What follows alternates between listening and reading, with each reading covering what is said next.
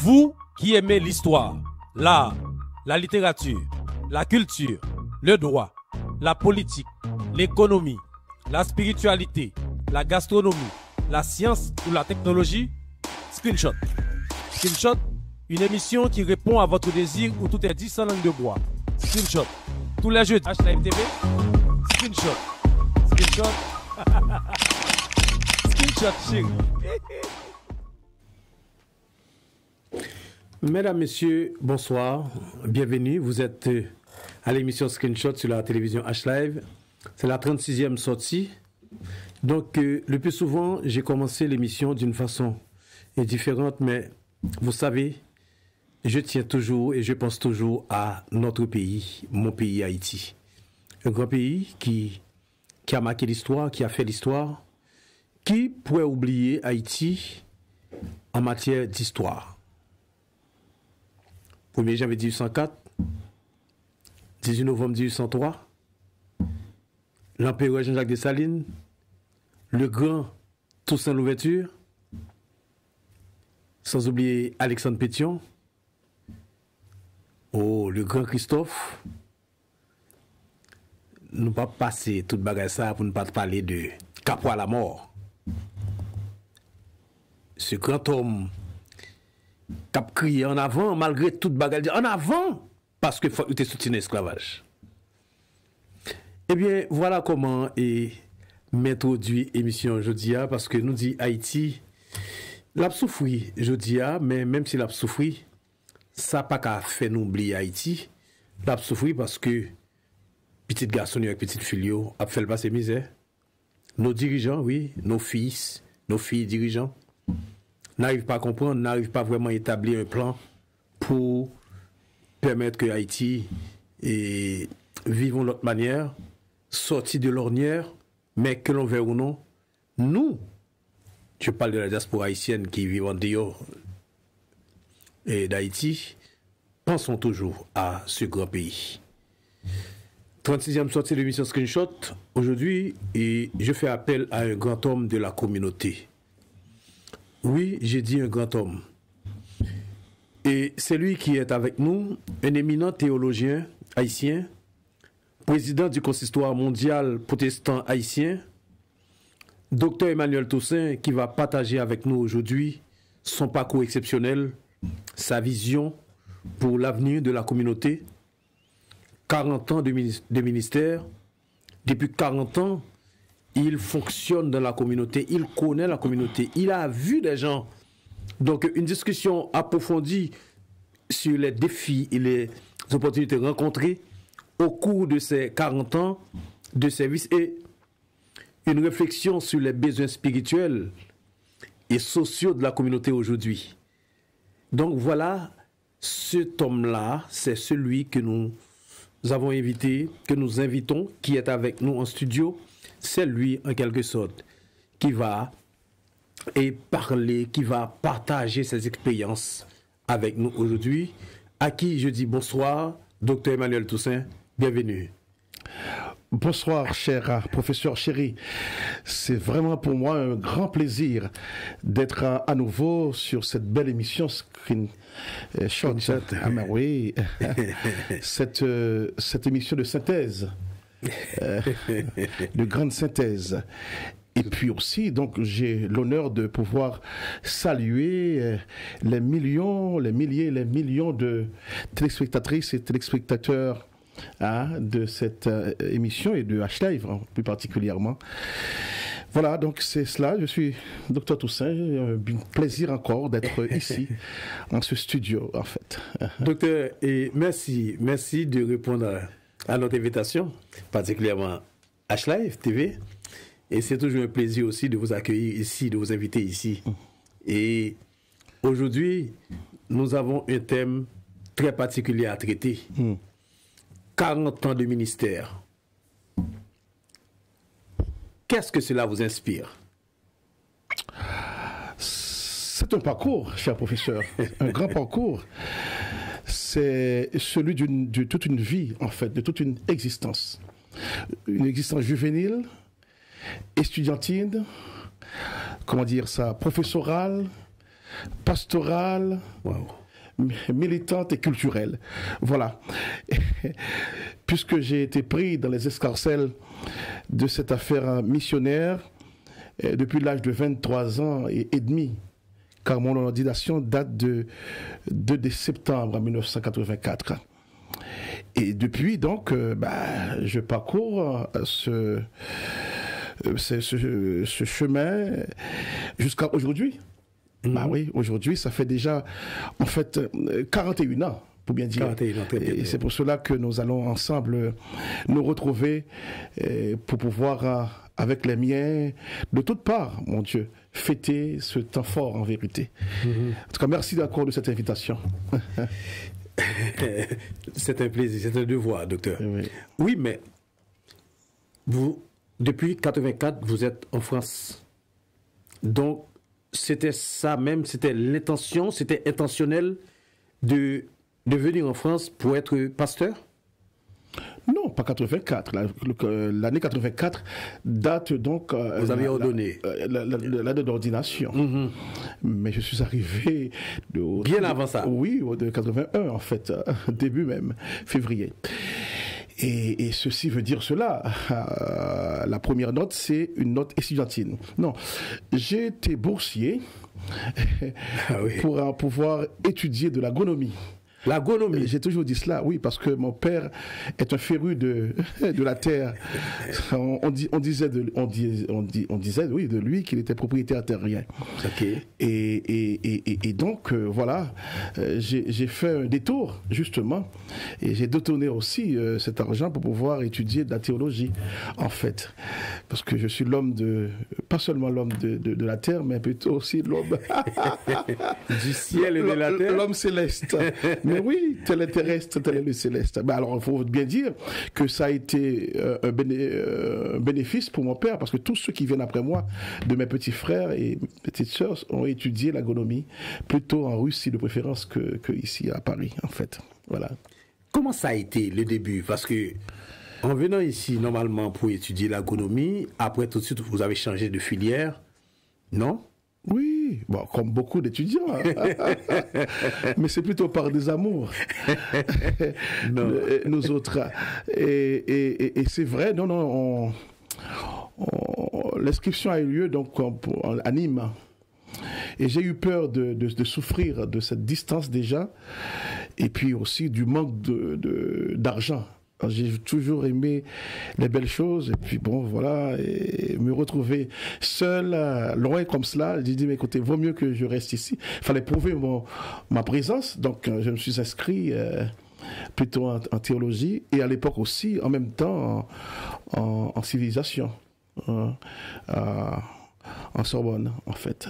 Que disait votre papa à l'époque? Parce qu'il savait qu'il avait un fils qui est venu en France pour étudier l'agronomie. C'était facile pour vous de... Je ne sais pas, à l'époque, c'est pas appeler, c'était écrire. Oui. Mais c'est question de cassette à l'époque, envoyer une cassette, ou bien envoyer un courrier. Et puis, je ne sais pas, non, s'il y a quelqu'un qui va rentrer en Haïti, parce qu'en 80-82, il n'y avait pas assez de monde ici, assez d'Haïtiens, en principe. La communauté estudiantine était moindre, en fait. Oui. Mais il y avait déjà un grand début de la grande communauté séculaire. Et donc oui, la question c'était que disait mon père, mais est-ce qu'il le savait? Il ne savait pas, non. Il savait pas. Non, de 81 à 84, c'est lorsque je suis arrivé donc à l'ordination. À l'ordination. Et je lui ai fait dire que je vais devenir pasteur. et il a juste fait une réflexion à ma mère que je serais un homme pauvre. Oh, parce que le pastorat pour lui est une affaire qui ne fonctionne pas fort, quoi, pour faire vivre et sa famille et prendre soin de ses progénitures. Mais est-ce qu'il était un fervent protestant ou Non. Je suis d'une famille écuménique. Wow. Oui. Ma mère était femme de prédicant méthodiste. Et mon père catholique, d'ailleurs, il est mort catholique, en fait. Oui. Alors, je suis issu de ces deux-là. Bon, alors ne me demandez pas comment est-ce que c'était possible, donc une femme de pasteur, prédicant méthodiste, et donc un jeune homme catholique, mais qui était aussi dans l'armée, dans les inspectorats des sections rurales en Haïti. Voilà. Voilà. Maintenant, vous avez bien campé le début.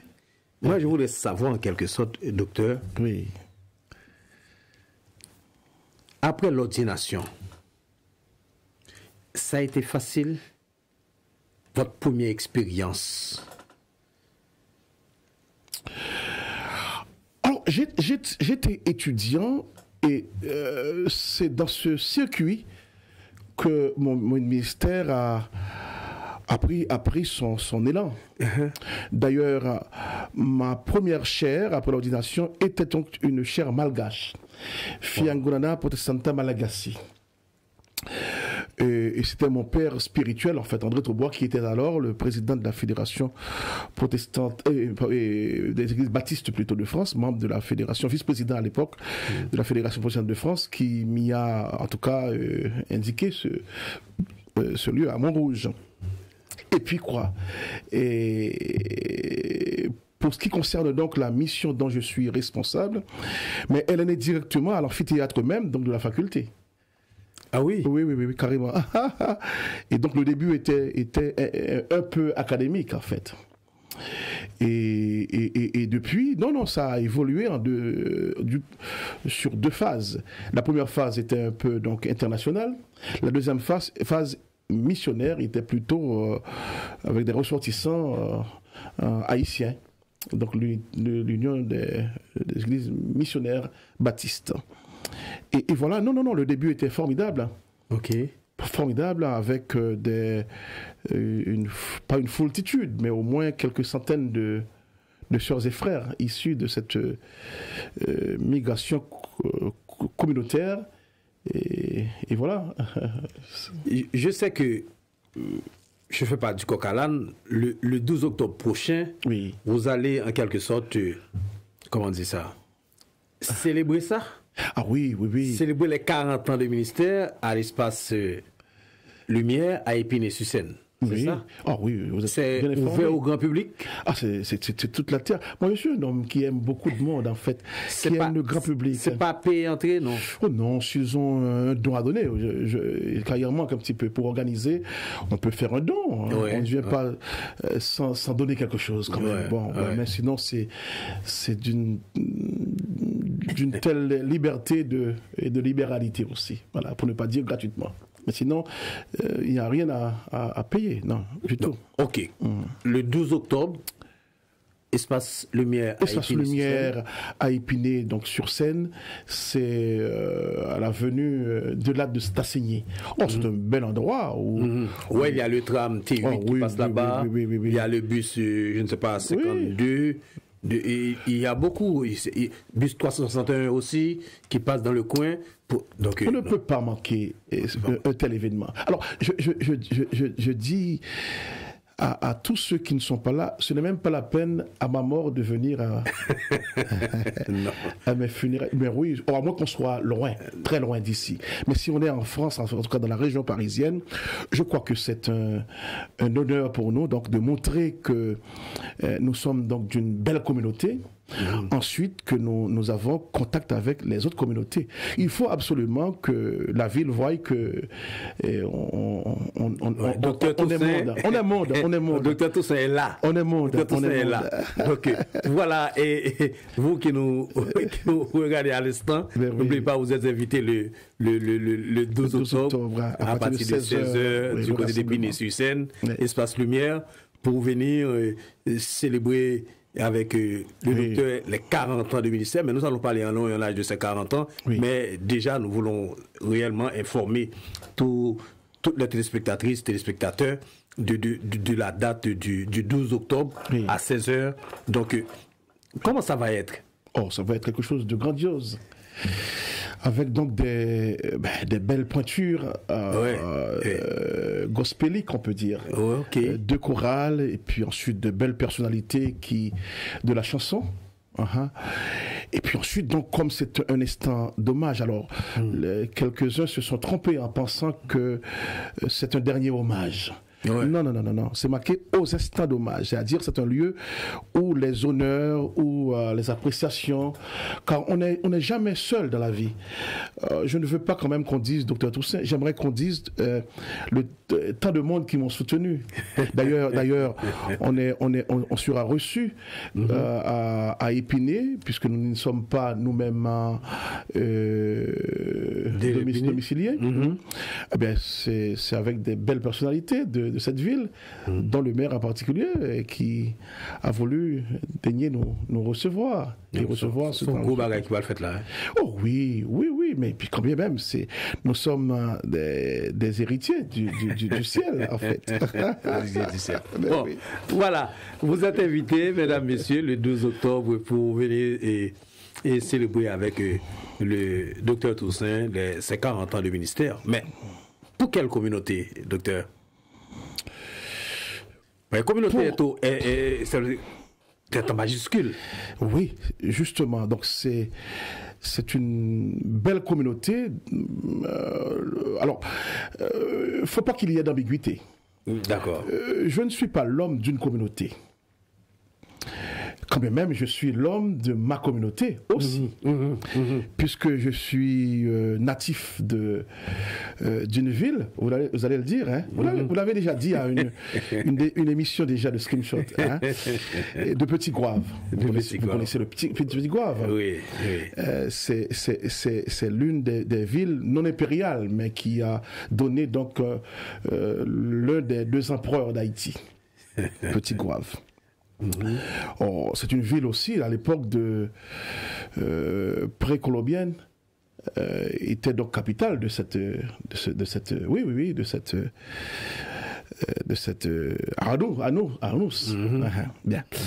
Écoutez, je ne vais pas faire une apologie de la chose. Mais alors, la communauté dont je suis issu est premium, en fait. Mais n'occupe pas aussi tout l'exercice de mon ministère. Puisque je viens de parler donc de la communauté, par exemple, donc malgache, de celle du Congo, de celle de la Côte d'Ivoire, et puis aussi donc de beaucoup d'autres communautés. Voilà. Ça, on en reparlera. Mais ce n'est pas anodine, cette question. Donc, pour quelle communauté? Je pense qu'il y a un soupçon sociologique de la chose. C'est-à-dire, comment peut-on faire rêver encore à partir de cette communauté? Je vois que l'émission a débuté avec donc un cri sur Haïti.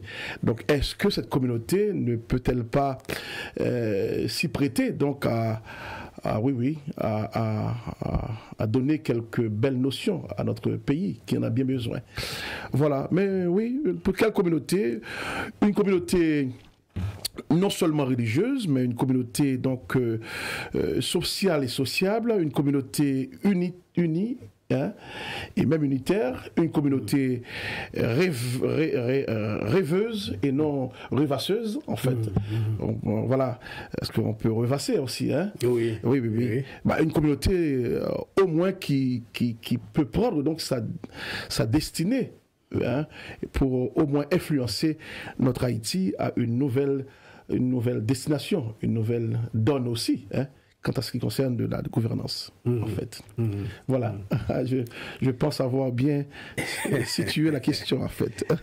Tout à fait, mais en parlant, il y a quelque chose qui me vient à l'idée, c'est, pendant que vous parlez de la communauté, pendant 40 ans, vous vivez cette communauté, vous êtes en France, vous voyagez beaucoup, vous rencontrez pas mal de gens. Est-ce que vous pouvez expliquer en peu de mots l'évolution de la communauté? Ce que vous voyez, ce que vous rencontrez depuis 40 ans, comment ça a été au début? Je dis à partir de 81, 82, parce qu'on savait qu'à l'époque c'était Baby Doc, et tout de suite après 86, Baby Doc il est parti. Il y a une autre communauté qui arrive encore. Et en plus, là, il y a des hauts et des bas. Donc, arrivé 90, notre pouvoir, etc. Par rapport à tout ça, est-ce qu'il y a évolution? D'après vous? Bon, le temps marche, si on peut le dire. Et les gens avec. En arrivant ici, l'on a découvert une communauté estudiantine. Je crois que l'AINEC Urban a étudié cette communauté. Oh, c'était un petit peu élitiste, je trouvais. Oui, on a parlé de ça, ouais. Et nous autres, nous fréquentions ce grand nom d'aujourd'hui encore, qui avancent un peu, hein, qui avancent un peu. Oui, on a fréquenté un petit peu le quartier latin. J'allais poser cette question. Oui. La grande réunion du quartier latin, donc c'est là qu'on parle d'Haïti, qu'on parle de tout. On n'était pas ni fidèles ni férus, puisque bon, bref. Bien, mais nous connaissions cette histoire. Après, c'est vrai, l'étude donc de la communauté nous donne de voir poindre une communauté plus séculaire. Où l'argent était de mise, en fait, où la quête d'argent, en fait, la quête du bien vivre, du bien vivre par rapport à la vie antérieure en Haïti, ou du moins la vie migrante du côté du département de Cayenne, parce qu'il y a une belle communauté par-delà. Bon, maintenant, il y a eu donc ce non-apport entre cette communauté, ces deux communautés, avec deux points différents. Alors, vous me prêtez, vous souffrez que je vous dise un peu, la communauté estudiantine n'a pas réussi la communauté, parce que quand même c'est une élite qui devait prendre en main cette communauté. Elle était trop politisée, c'était une communauté entre soi en fait. Et puis bon, alors après, pour aider cette communauté migrante, c'est vrai, il y a une parade sociale avec Sergile, en fait, avec la CIMAD, pour intégrer quelques-uns des membres. Mais bon, après, c'est vrai, il y a eu quelques bons éléments qui, par des sursauts, ont pris la communauté en main. Bon, maintenant, cette communauté a montré qu'elle était présente. Vous me parlez de 90, mais en 91, j'ai vu cette communauté défendre donc la démocratie. Ok. La prise des ambassades était une affaire française, hein, en fait, une affaire de communauté de France. Okay. Et après, c'est mondialisé. La résistance vient de là. D'ailleurs, je crois que cette communauté qui a inventé Cédras, Cédras tu Cédras. Ouais. Bon, alors, elle ne croyait pas à une cité non démocratique, à un pays non démocratique. Bon, maintenant, je vois cette même communauté cri à corps et à cri dans les rues de Paris pour demander justice d'une part, pour demander une justice sociale, pour demander je ne sais à qui, mais bon, la démocratie, pour demander... Mais bon, bref, la communauté est influencée par l'alma mater, par le pays, par la politique du pays. Et ça fait vociférer, hein, ça fait crier fort, ça fait dans les rues de Paris, dans les places publiques ou autres. Nation. Donc, oui, c'est une question de nation, en fait. Sur la question de nation à nation même. À nation, oui. Voilà. Donc, non, j'ai vu cette tendance. Mais il va falloir quand même qu'il y ait beaucoup d'études maintenant qui ne soient pas ecclésiologiques, mais qui soient plutôt sociales ou sociologiques pour permettre à ce que nous comprenions la vitalité de cette communauté, en fait. Ça, c'est important, hein, que nos jeunes étudiants étudient cette communauté, hein. Pas seulement Haïti là-bas, mais au moins l'Haïti, l'outre-mer en fait, l'Haïti voilà, qui veut participer, hein, au bonheur et à l'utopie de ce grand pays que nous avons, Haïti.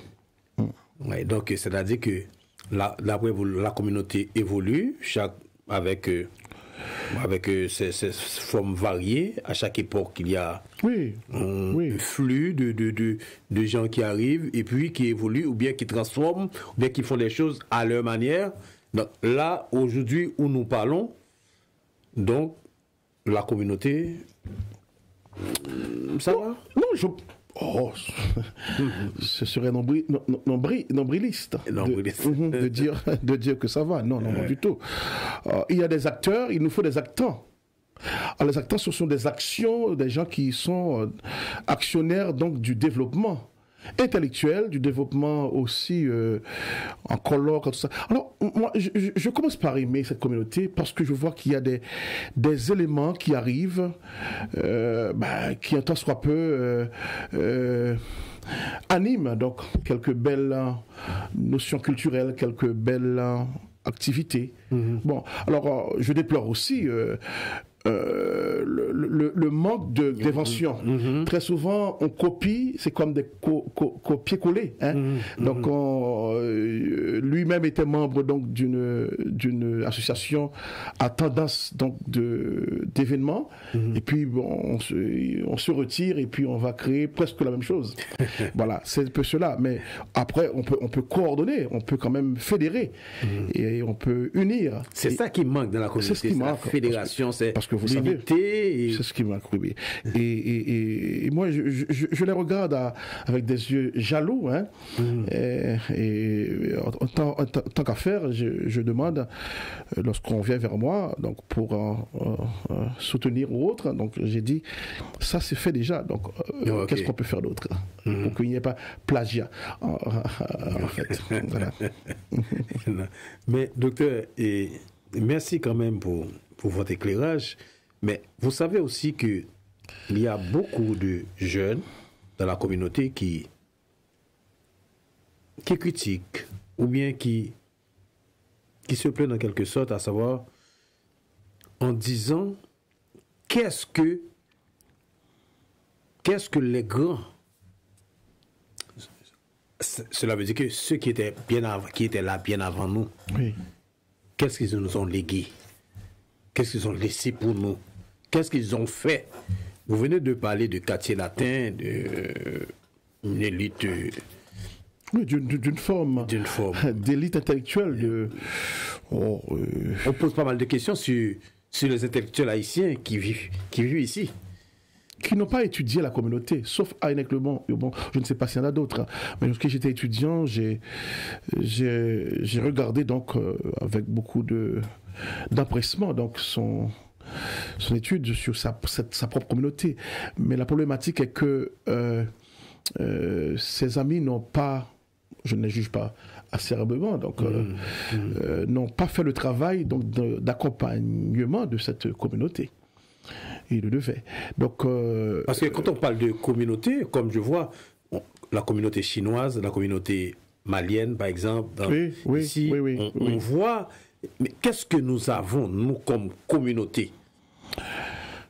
Professeur, vous savez que avec quelques éléments, au tout début des années 90, nous avions voulu donc un grand conseil communautaire, un haut conseil communautaire. Ah là, Edwin a tenté un truc comme ça, oui, si vous me permettez. C'était avec les pointures. Nous avons donc les animateurs, alors je peux citer quelques-uns. Oui, tout à fait. Rommel, mon ami, Elliot Roy, directeur de Pour Haïti, en fait, les grandes pointures, et Docteur Talleyrand. Bref, c'était, tout y était. Tout était là pour pouvoir monter. Donc, en arrivant vers le congrès, je ne sais pas qu'est-ce qui s'est passé. Et moi-même, je m'occupais donc de ma communauté ecclésiale. Et puis on s'est retrouvé avec ce manque jusqu'au jour d'ailleurs. Alors j'ai vu quand même qu'il y a d'autres communautés qui veulent travailler la représentativité pour être représentation. C'est important qu'une communauté ait des représentations, mais qu'elle ne se concurrence pas, qu'elle se complète. C'est ce qui manque. Et puis après quoi, il nous faut au moins un terroir économique, parce que là aussi, on ne l'a pas créé. Donc, cette communauté est pauvre, en fait. Je trouve, puisqu'il n'y a pas un compte, une banque qui puisse ajuster donc, les devoirs qu'on veut. Oui, parce que quand on parle la communauté haïtienne ou bien les Haïtiens en France. Oui. Donc, est-ce qu'il y a un symbole, est-ce qu'il y a un truc qu'on peut dire que ça, ce sont des Haïtiens ou non? Justement, les jeunes que je trouve un peu pas trop intéressés, mais qu'ils doivent en tout cas s'y mettre d'une manière désintéressée à ne pas s'haïtianiser, mais au moins à ne pas oublier qu'ils sont issus donc d'une Haïti, pas seulement par amour, mais aussi dans la profondeur de l'amour. Et je vais vous dire un secret. Moi, je suis du côté ecclésial, ou socio-ecclésial. Nous avons mené une étude socio-écologique il y a, je crois que depuis 15 ans ou 17 ans. Et je suis étonné, c'est comme je viens de le dire, il n'y a pas donc un étudiant en théologie qui fasse un travail sur le fait de quêter encore d'autres informations, parce que la communauté évolue, et la communauté religieuse aussi avec, pour au moins nous éclairer là-dessus. Et tant qu'il n'y a pas donc de prophète, dans le sens de montrer le chemin, la communauté va vivre d'elle-même, et c'est pas suffisant. Il faut qu'elle soit éclairée. Il y a beaucoup de choses à comprendre d'une communauté. Vous me parliez celle du Mali, celle des Malgaches, celle des Congos, voilà.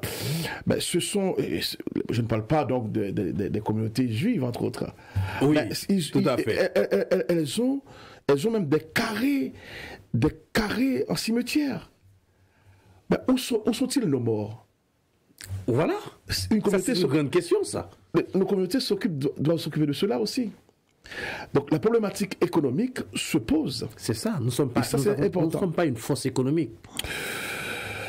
Nous ne sommes pas une force économique. Pas seulement. Parce que quand on parle de la communauté, nous n'avons pas un hôpital, nous n'avons pas, je ne sais pas, nous n'avons pas une église. Bon, est-ce que nous l'avons? Une église? Donc, il faut bien dire quand même, sur 50 ans, on est encore jeune. Je comprends, mais on vient donc pas de la bassesse. On vient d'une communauté de ventre. Les gens cherchaient à vivre, à s'intégrer et à aider leurs parents. Il y a ça aussi. Il y a ça, précisément.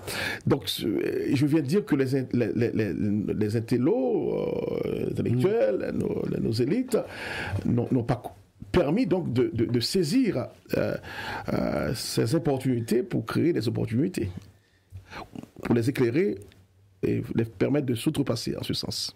Oui, parce que quand on regarde vraiment, donc, autant de fois, à chaque fois, je vois que la communauté se manifeste, ou bien manifeste pour quelque chose, politiquement parlant, etc. Mais en retour, on ne sait pas à qui adresser. Nous n'avons pas un représentant, ou bien nous avons trop de représentants, parce que chaque personne veut jouer le rôle de représentant. Non. Et alors que c'est pas ça. Donc on devait avoir un représentant authentique dans la communauté. Donc, dans ce cas-là, est-ce que nous sommes une communauté? De toute façon, je pose d'autres questions. Oui, mon cher, tu vas faire des non-amis. Bon, on est là pour poser des questions. Bon, moi, je pose des questions. Non, je dis donc, une communauté n'est pas un lieu où on fait encore du communautarisme à l'intérieur de cette communauté. Je crois que le professeur Chéri est spécialiste donc de synthèse. Cette émission aussi nous offre de faire synthèse. C'est ça. De regarder et de dire, mais aussi donc de provoquer quelques colloques, quelques shit attendés, quelques ramasser. C'est un peu ça. C'est un peu ça, oui, screenshot. Oui. Ramasser un peu, pieds nus, ramasser beaucoup de choses pour que nous puissions fonder vraiment la communauté. Et c'est vrai que une association ne peut pas être donc la seule responsable d'une communauté. ni aussi donc le président d'une frange de la communauté ne peut pas s'arroger ni le titre ni le droit donc de parler au nom de la communauté. Ça doit être toujours, et nous sommes là encore, j'appelle donc les hommes, les acteurs donc à devenir des actants, hein, histoire d'inscrire leur action, hein, dans une voie, dans une grande instance fédérative ou fédérale pour pouvoir travailler sur cette communauté. Voilà, c'est un peu... ou dans cette communauté. Ouais. Voilà, nous allons prendre une pause et puis on revient. Ne bougez pas, s'il vous plaît.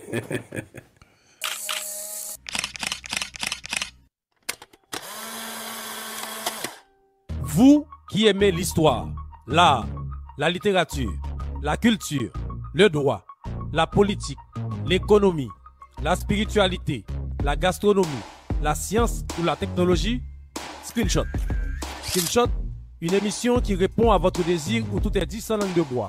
Screenshot. Tous les jeudis, H-Live TV. Screenshot. Screenshot. Screenshot, chérie. Voilà, mesdames, messieurs, nous sommes de retour pour la suite de l'émission Screenshot, 36e sortie, avec notre invité, Dr Toussaint Emmanuel. Passez de présentation, vous le connaissez très très bien. Et les 40 ans de ministère, mais nous disons pour quelle communauté. Vous voyez comment il a décrit en quelque sorte la communauté, parce qu'il n'a pas travaillé que pour les Haïtiens ou avec les Haïtiens. Donc il a énuméré pas mal, par exemple Malgache, il a parlé de Côte d'Ivoire, il a parlé encore d'autres, des Maliens et des autres encore. Donc ça veut dire que c'est un homme vraiment, et puis président consistoire mondial et concile mondial. Donc cela veut dire que on parle de mondial. Oui. Quand on dit mondial, il y a plusieurs pays dedans. Donc c'est pas que Haïti mais il y a plusieurs. Donc voilà, 40 ans de ministère. N'oubliez pas, le 2 octobre, c'est Espace Lumière. Nous saluons en même temps le maire d'Épinay. Ah oui, monsieur Evo. Oui. Et puis aussi notre président d'association. Enel Jacquet. Vous le connaissez. C'est notre ambassadeur. En fait. Mais je dois quelque chose saluer aussi. Une autre dame. Dites-moi. Pasteur de Houti. Oh my God. Merci. Nous saluons Pasteur de Houti. Donc on est là. Oui. Donc, parce que 40 ans de mystère, c'est pas tout seul. Quand je dis, je salue Pasteur de Houti. Oui. Dedans? C'est mon partenaire, ou ma partenaire principale. Excusez-moi pour cela, mais c'est mon partenaire principal. Oh, en tout cas, c'est la belle personne que j'ai trouvée sur mon chemin pour m'inciter. Elle était incluse dans les 40 ans? Ah oui, il n'y a pas de 40 ans sans Pasteur de Houti. Oui, sans Dorothy Toussaint, oui. De la famille Lebrun, oui. C'est une très belle personne, en tout cas que je salue. Elle est capable, elle anime pas mal de choses. C'est ça. Elle anime des communautés. Vous savez, le monde l'appelle comme maman. Alors, je vais vous dire en secret. Ouais. C'est un petit témoignage. Après 20 ans, donc, elle a étudié de la sociologie, donc, plutôt donc, de la théologie aussi. Et donc, le pasteur Tobois, un jour comme ça, après avoir mangé avec lui, il m'a dit, mais où sont les diplômes de... Il l'appelait Dorothy. Je ne savais pas pourquoi. Il m'a dit, je veux signer, en tout cas, ces diplômes avant que je ne meure. Et plus, il faut qu'elle soit consacrée pasteur. Ah, tiens. Et comme je présidais des pasteurs des communautés, le concile, j'ai réuni, je m'en souviens bien, donc 157 pasteurs. Alors, j'ai soumis, alors que je ne fais pas, la soumettre donc au suffragana, au suffrage, et je l'ai soumise au suffrage. Eh bien, je dis 157. J'ai trouvé donc la plus grande fraude électorale. Puisque j'ai trouvé sur 157 2 fois 157. C'est-à-dire que les gens, au lieu d'élever la main, et puis c'était les 2 mains, ils ont voté à 2 mains. C'était la seule pasteur, en tout cas, qui a été soumise ainsi, a été votée par des pasteurs masculins. Qu'est-ce que je dis encore? Mais vous savez que son ordination a permis que tous les pasteurs maintenant ordonnent leurs femmes. Mais bon, bref, voilà. C'était pour influencer cette chose-là. C'est ça, dans la communauté. Pas seulement dans la communauté, dans le monde entier même. Dans le monde francophone surtout, en fait. En tout cas, résumé, c'est une très belle personne. Et je bénis le Seigneur pour elle. Et puis, bon, bref. Bon 40 ans. Donc, bon, pasteur... Vous avez 40 ans au service des communautés. Moi, après avoir développé tout ça, je ne vais pas dire de la communauté, au service des communautés maintenant, si vous me permettez. Pendant la première partie, la première décennie, comment ça a été? Qu'est-ce que vous avez fait? Quelle réalisation que vous avez faite? Dès 85, j'ai vu donc j'ai pu constater le désagrément de ces communautés ambiantes qui voulaient ignorer donc leur mission. Je crois que la première mission devait être donc unitaire. Ce ne fut pas le cas. Et j'ai demandé donc un synode. Un synode, c'est carrément un rassemblement des délégués, allez, entre parenthèses laïques, des délégués qui ne soient pas pasteurs, pour que nous puissions parler de l'unité. Car je ne pouvais pas concevoir une communauté ecclésiale de type individuel. Bon, même quand on parle d'église, mais figurez-vous, c'était juste des associations loi 1901 seulement, de type associatif. Et donc, il a fallu au moins créer une fédération pour permettre à ce que l'on parle d'église, mais l'on parle de communauté ecclésiale. Parce que pour parler d'église, ce que les gens ne savent pas, ou ne savaient pas, c'est que faut qu'il y ait des lieux historiques. Alors que nous étions ambulants. Nous étions un peu dans un domaine ambulatoire. Aujourd'hui, ici, demain là. Parce qu'on venait à peine de commencer la communauté. C'était des baux précaires, c'était des baux 369, avec aussi... bref, c'est dans cette condition qu'évoluaient donc ces communautés ecclésiales. Alors, moi-même, en scientifique, en quelqu'un qui étudie la socio-ecclésiologie, on a parlé plutôt de communauté ecclésiale au lieu de l'église.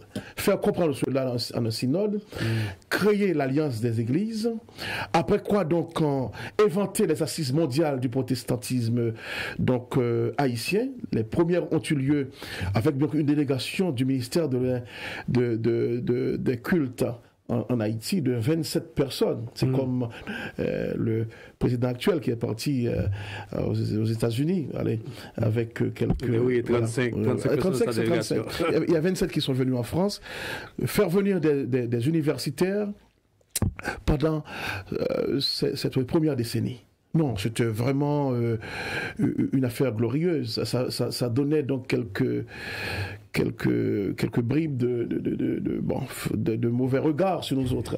Une communauté qui débutait en faculté, à l'amphithéâtre, et après quoi on commence par faire de la sociologie religieuse, convocation d'un synode, ensuite donc création d'une alliance d'église, et bref donc aussi travailler jusqu'à la création de la Fédération protestante d'Haïti. Oui, on a influencé aussi avec deux Français, Claire-Lise Hott et son mari Jean, pour statuer et permettre que on influence aussi après le départ du président Duvalier. créer une forme d'unité et de l'extérieur et de l'intérieur. Vous voyez bien comment est-ce que la communauté haïtienne, entre parenthèses, peut influencer. On a influencé. Et jusqu'à aujourd'hui d'ailleurs, je peux dire que si on choisit même pour le conseil électoral Haïti un membre catholicisant, il y aura aussi un membre protestantisant. Oui, tout à fait. Voilà, vous voyez bien. Voilà, ok, jusque-là. Donc c'est-à-dire que nous, on a influencé. On fait un travail d'influence, d'études, mais aussi donc de régulation et aussi de représentation. Tout cela, c'était pour au moins ne pas dire que, voilà, on est pasteur juste parce qu'on lit la Bible, mais parler d'Église et aussi parler de ceux pour lesquels nous sommes capables donc de parler devant les gens. J'ai une question, mais j'ai pas envie de... C'est pas une question colle. Vous avez, je ne sais pas s'il y a un inventaire d'églises haïtiennes dans la communauté. Oui. 100, 300. Oh, pas tout cela. Non. C'est une petite communauté de 100, 127. Bon, c'est vrai quand même, il y a des communautés toujours de salons. Il y a des communautés, autrefois c'était des communautés de sous-sol. Ouais. Bon, par la grâce de Dieu. Par la grâce de Dieu, ça évolue. Ça évolue un petit peu, mais sans comment dire, historiciser, sans avoir un lieu où il y a une reconnaissance que ce lieu est une église véritablement. Ouais. Donc, sur ce fait-là, 120, 127 comme cela, qui ont été recensés, et quelques 38% dans l'Alliance des Églises. Après, il y a d'autres unions, entre autres. La communauté se fait comme cela. Mais bon, c'est une communauté qui a besoin encore de faire rêver. De faire rêver, oui. Parce que il y a seulement une petite dizaine qui ont des lieux achetés, peut-être. Donc, tout cela mérite réflexion et puis aussi agissement. Est-ce que aujourd'hui où nous parlons, il y a en matière de chrétienté, comment dire, monde qui vient accepter Jésus, tu gagnes plus dans le temps ou aujourd'hui vous estimez que plus monde vient parce que le monde un petit peu ça a changé. Est-ce que gagne plus adhérents, gagne plus monde qui convertit? Comment comprendre ça? Bon, ça c'est une étude intérieure sur le cas des églises, des membres baptisés et des membres de congrégation. Alors, lorsqu'on a étudié cette communauté, nous avons parlé donc de système de transplantation, de système de biologisation. Alors, ce sont des gros mots, mais les grands mots plutôt.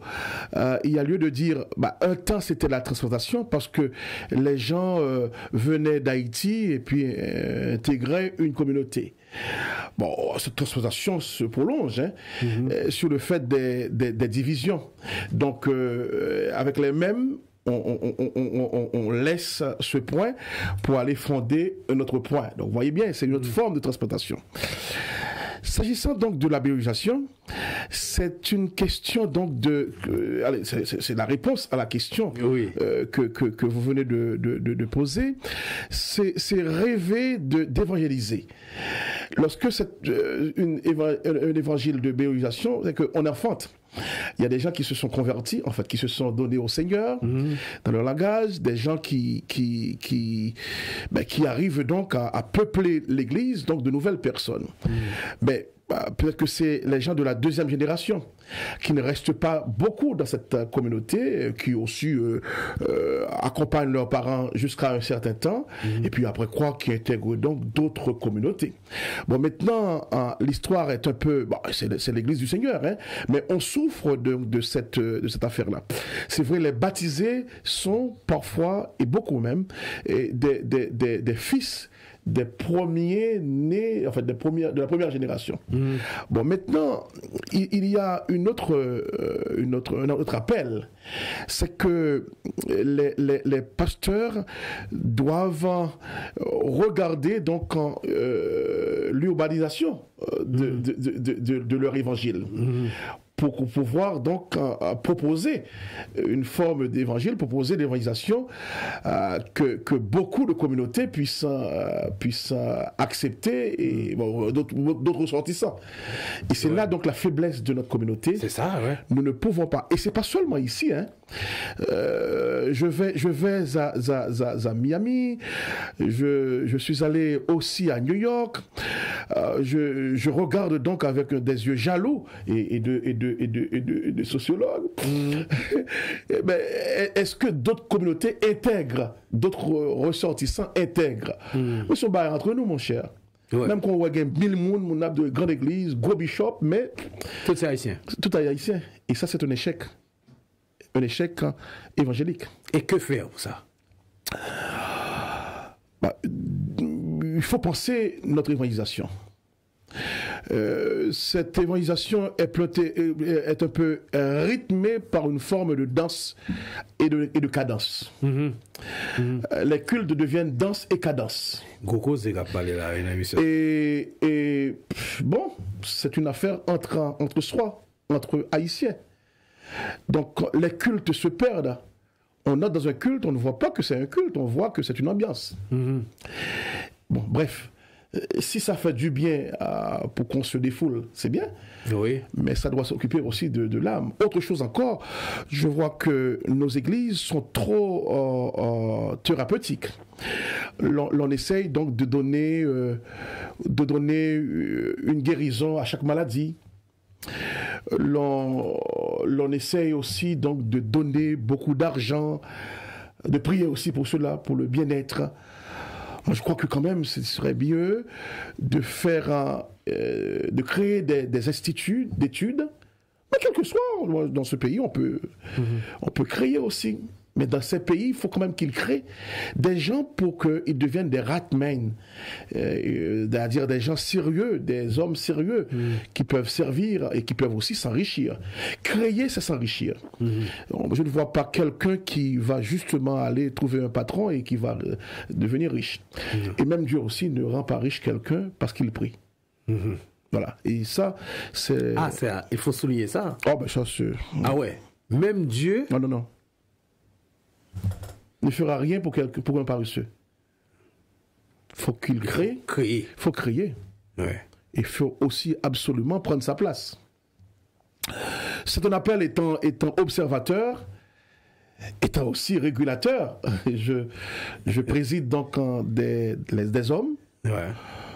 C'est à mettre au symposium, c'est à étudier donc dans des colloques, c'est à trouver des résolutions un peu synodales, c'est-à-dire avec des délégués qui ne soient pas seulement entre pasteurs, pour au moins donc voir nos communautés différemment et dans l'intégration, mais qu'ils fassent appel aux services et qu'ils puissent offrir leurs services aux autres en vérité. Est-ce que dans tout ce que vous dites là, docteur, est-ce que le ministère des Affaires étrangères et des cultes n'a pas un rôle à jouer dans tout ça?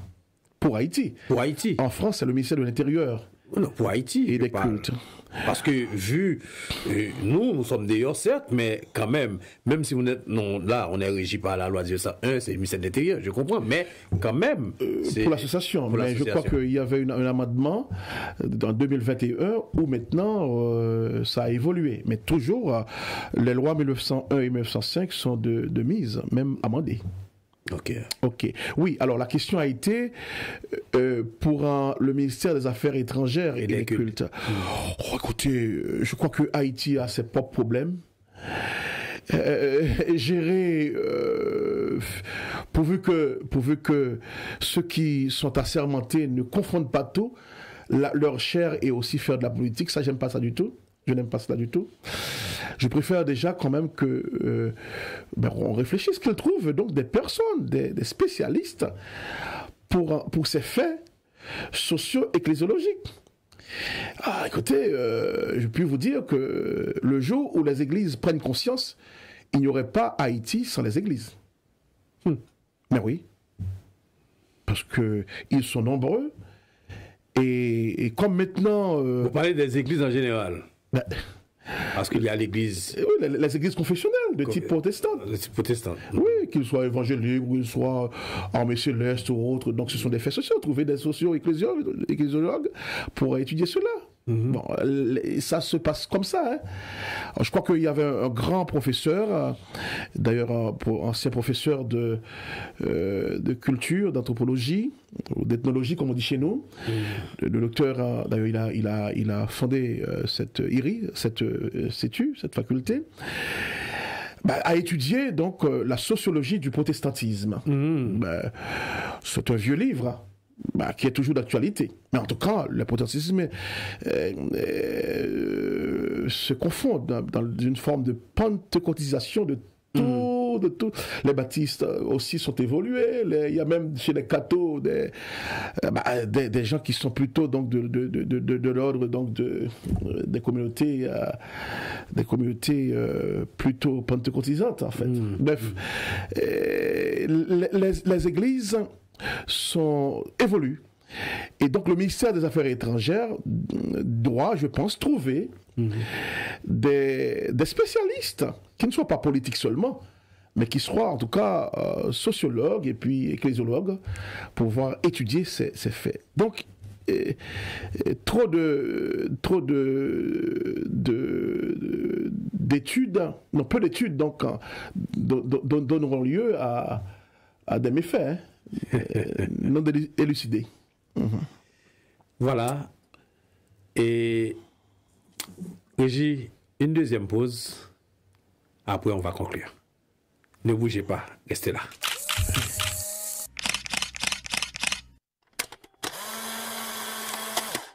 Vous qui aimez l'histoire, l'art, la littérature, la culture, le droit, la politique, l'économie, la spiritualité, la gastronomie, la science ou la technologie, Screenshot. Screenshot, une émission qui répond à votre désir où tout est dit sans langue de bois. Screenshot. Tous les jeudis, H-Live TV. Screenshot. Screenshot. Screenshot, chérie.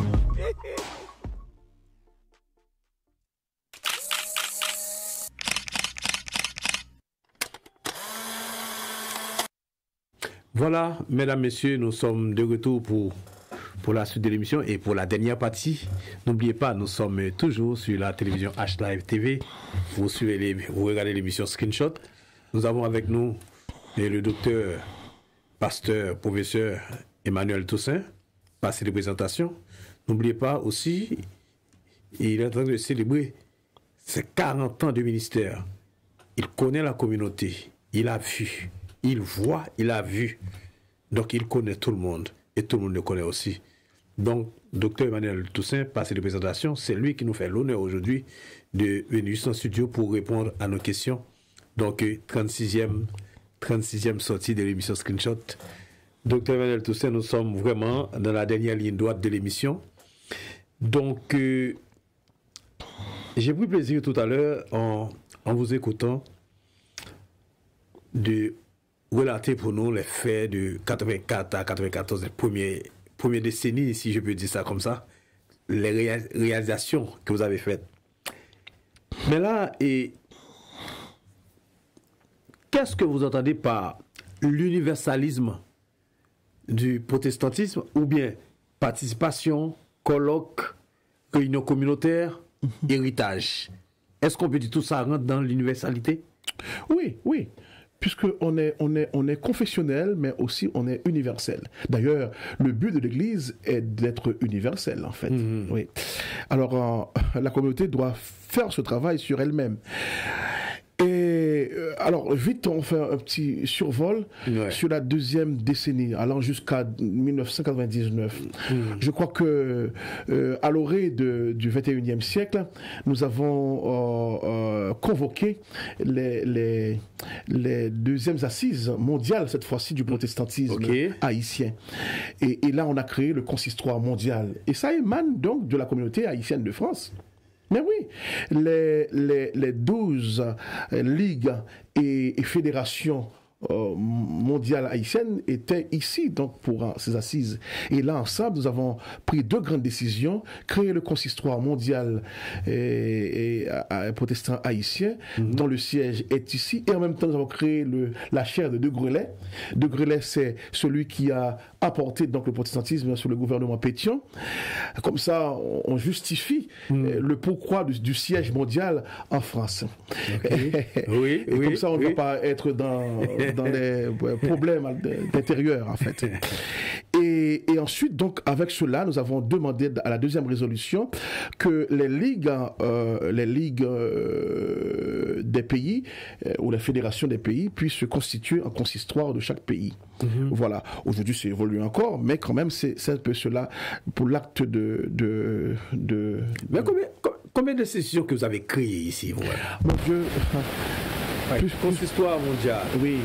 Concile haïtien. Oui. Il y a concile, il y a alliance. Oui, mais le concile, en fait, le concile est né du fait de la jalousie camerounaise. Voilà que sa délégation devait venir et on dit mais de telles grandes choses, pourquoi c'est Haïti? Pourquoi c'est Haïti qui régule tout cela? On aurait souhaité que ce soit la fédération, entre autres. Ouais.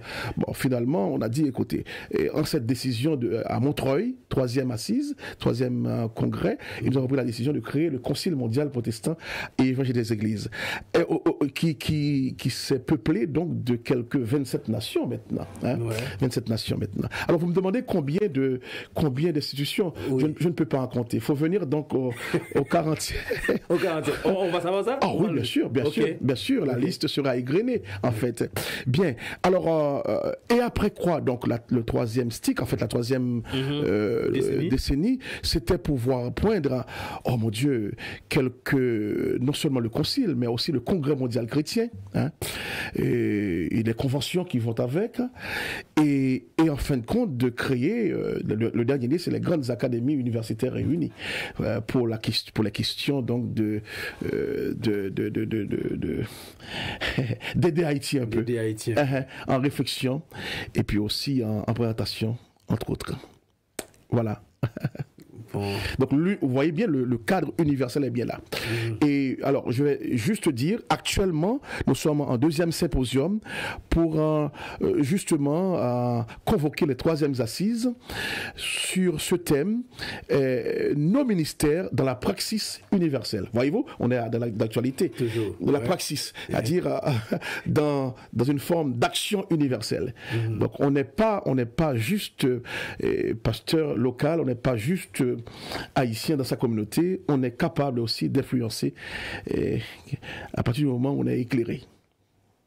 Voilà. C'est bien, mais quand même, les besoins spirituels de la communauté, toujours ça vous parle encore? C'est toujours important? Est-ce qu'on a besoin de ça, toujours? Non, alors cela dépend de la spiritualité. Parce que le protestantisme, en fait, dans ses cultes, ou du moins les évangéliques, drainent un peu une forme de spiritualité. Et la spiritualité, c'est un peu est. Donc il y a des façons dont on anime son culte, je ne m'adhère pas dedans.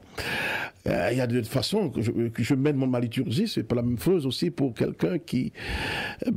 c'est ça la différence entre le protestantisme et le catholicisme? Oui. Parce qu'on peut dire que la forme de... Comment on dit? La messe, oui. Elle est uniforme. Ah oui. Quel que soit, c'est à Vatican ou en Haïti. Et universel, oui. Universel. Mais pourquoi cette différence? Pourquoi? Parce que vous voyez, vous dites qu'il y a certaines façons, certaines manières, vous adhérez pas. Ce n'est pas une religion. C'est une confession. Et bon, les gens confessent. Aujourd'hui, on voit la confession, c'est je déclare que tu seras béni, je déclare que le mois d'octobre sera le plus beau mois du monde. Bref, il y a des émotions. Alors, depuis Vatican II, vous savez qu'est-ce que c'est? C'était le fameux concile catholique, comment dire, convoqué par je crois que c'est Jean 23, terminé par Paul VI. A décidé, je crois que dans les résolutions, c'était carrément de nationaliser les langues, de faire en fait que les langues. Et malgré ces langues différentes, je vous assure que le liturgie passe. passe très bien avec une forme donc de hétéroïte jusqu'à la réélection, grosso modo. Donc c'est ce que nous ne sommes pas capables donc à moins qu'on soit une institution missionnaire et même là encore c'est criard en fait cela. Voilà. Docteur Emmanuel Toussaint, et nous sommes arrivés à la fin vraiment, et j'ai pas mal de questions à vous poser, mais comme le temps nous fait la guerre, oui. Donc on ne peut pas rester davantage, mais il faut rappeler encore à tout le monde que le 12, qu'est-ce qui va y avoir? Oui, le 12 octobre sera un temps d'honneur. Pas pour ma personne. Vous voyez, je suis quelqu'un de multiple.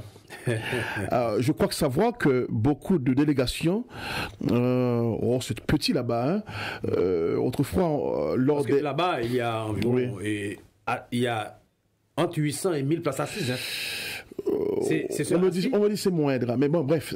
En tout cas, si c'était lors des 500 ans du protestantisme et du bicentenaire que nous avons organisé, c'était de 3000 personnes comme cela. Ouais. Bon, grosso modo, on attendra donc des gens que nous avons aimés. Vous savez que le verbe amour, en disant que je t'aime, si c'est moi non plus, on ne dit pas, voilà, tu m'aimes, est-ce que tu m'aimes? Donc, bref, tous ceux qui m'aiment seront aussi appelés donc et distingués. J'aimerais que aux instants d'hommage, parce que le 12 octobre c'est aux instants d'hommage, qui sera tout simplement considéré comme aussi, qui seront considérés comme un instant d'honneur. Voilà. Donc là-bas, nous citerons des belles personnes qui nous ont aidés. Et puis aussi, nous délibérons peut-être, ça peut être l'occasion de dire au monde entier que, bon voilà, cette personne a un bon titre. Hein, c'est 40 ans, on va parler des jubilés. Oui, jubilé. Oui. Le jubilé de 40 ans est un très beau jubilé. C'est-à-dire, le mot jubilé vient de jubilaté, qui veut dire louer. Bon, c'est un beau moment à louer chaque 10 ans en fait. Et à louer surtout ma communauté et surtout les autres communautés qui m'ont toujours aidé à faire universel. Oui. Donc pour quelle communauté? Moi, c'est toujours une communauté universelle. Même à l'intérieur de la mienne. Voilà donc, la réponse. Pour quelle communauté? Une communauté universelle. Voilà. Merci, docteur Toussaint. Donc, mesdames, messieurs, docteur Toussaint qui était avec nous sur le thème 40 ans de ministère. Pour quelle communauté? Mais une communauté universelle. Docteur Toussaint Emmanuel, professeur et en théologie pratique et systématique et aux académies des hautes études et pastorales, président du consistoire mondial protestant haïtien et siégeant principal du Concile mondial protestant et évangélique des églises, président de l'unité des missions baptistes, les titres d'honneur, n'en parlons plus, non. Et puis spécialiste en éthique et société. Oui. Que puis-je ajouter, docteur? Écoutez, tellement... bon, c'est en 40 ans, on a cumulé tellement de belles choses, en fait. Mais bon, tout ça, c'était au service de l'universel. Ce sera toujours bien. Que le nom de l'Éternel soit béni. Soit glorifié. 40 ans au service de toute une communauté. Moi, je me permets de toute une communauté parce que même si les autres communautés ont en quelque sorte ont pris leur part. Oui. Mais la communauté haïtienne est pour... Oui, bien sûr. Dedans. La base. Donc voilà, mesdames, messieurs, c'est ce point que nous allons prendre congé de vous. Merci, docteur Toussaint. On se retrouve ensemble donc à la rue, à l'avenue de l'Altassini. Espace Lumière. Espace Lumière, oui, 16 à Épinay-sur-Seine. Sans manque. Le dimanche 12 octobre, oui, c'est un rendez-vous à ne pas rater, à ne pas manquer du tout. Donc, nous vous donnons rendez-vous, voilà, dimanche 12 octobre, et du côté d'Épinay-sur-Seine, et dans 40 ans au stade d'hommage. De notre grand monsieur de la communauté, docteur Emmanuel Toussaint. Et puis, je salue à tout le monde. Donc, je prends congé de vous, je vous dis, une émission pareille, ce sera semaine prochaine, toujours même l'heure, même station, qui dit même chaîne, non? Et puis, toujours screenshot. Bye bye tout le monde.